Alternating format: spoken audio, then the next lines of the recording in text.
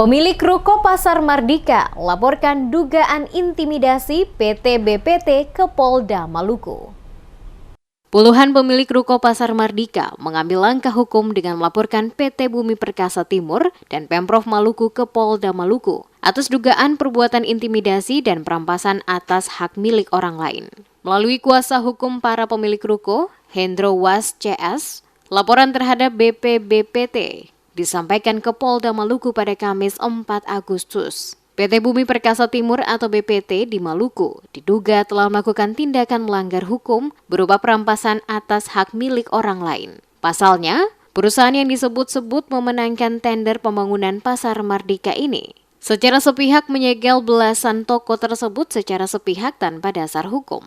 Yang lebih parahnya lagi, tindakan perampasan atas belasan ruko dengan cara melakukan penyegelan tersebut menggunakan sekelompok orang. Kuasa hukum pengusaha ruko Hendro Was kepada DMS Media Group menjelaskan, menindaklanjuti dugaan perampasan dan intimidasi yang diduga dilakukan PT BPT. Pihaknya akan melaporkan PT BPT dan Pemprov Maluku. Menurut Was, tindakan yang dilakukan oleh PT BPT adalah tindakan melanggar hukum dan sudah semestinya diproses hukum.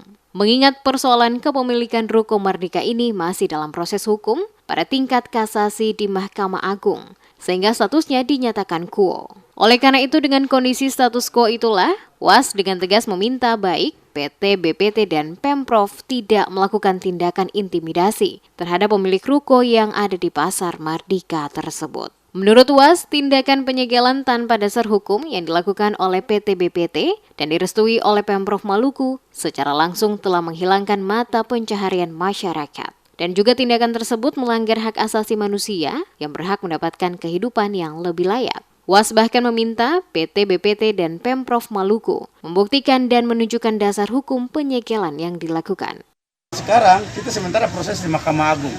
Berdasarkan hal demikian, maka kami minta kepada Pemprov maupun BPT untuk tidak melakukan proses intimidasi, karena status di dalam Protokol Mardika ini semua adalah status quo.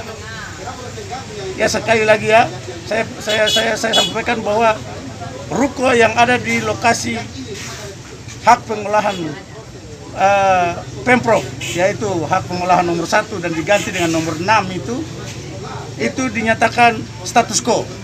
Itu menurut hukum.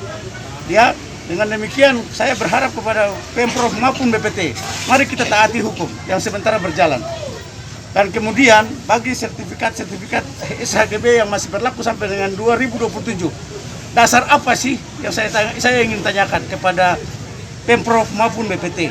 Apakah dengan hasil lelang yang ilegal itu yang dilakukan oleh Pemprov dengan BPT itu lalu jadi pegangan kepada BPT untuk melakukan intimidasi kepada penyewa-penyewa dan pemilik-pemilik ruko yang ada di Protokol Mardika.